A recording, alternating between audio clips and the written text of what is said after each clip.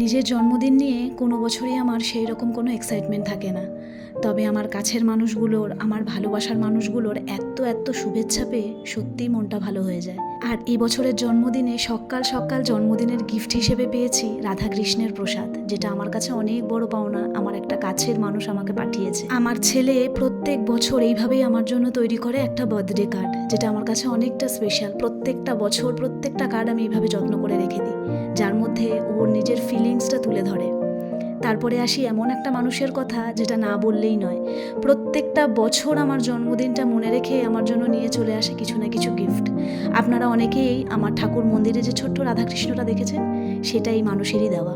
আমার কাছে গিফটটা বড় কথা নয়, বড় কথা হলো এই যে আমার জন্মদিনটাও প্রত্যেক বছর মনে রাখে, এটাই অনেক। নিজেকে প্রত্যেক বছর জন্মদিনে কিছু না কিছু একটা গিফট করি।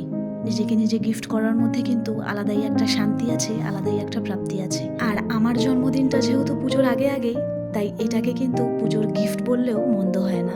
বিয়ের আগে আমাদের মধ্যে মেয়েদের জন্মদিন করতে নেই, আর বিয়ের পর হাজবেন্ডের যেহেতু রান্নাবান্না নিয়ে কোনো রকম অভিজ্ঞতাই নেই, তাই 5 রকমের পদ দিয়ে থালা সাজিয়ে জন্মদিনে ভাত খাওয়ার সৌভাগ্যটা আমার কোনোদিনই হয়নি।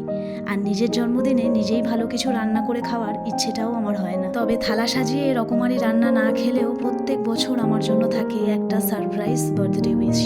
কিন্তু এইভাবে আমি কোনোদিনও বার্থডে পার্টি সেলিব্রেট করিনি। আজকের দিনে আমার কাছের মানুষগুলোকে এইভাবে পেয়ে আমি সত্যি খুব খুশি। শেষে একটা কথাই বলার, my dear husband, thank you so much for everything.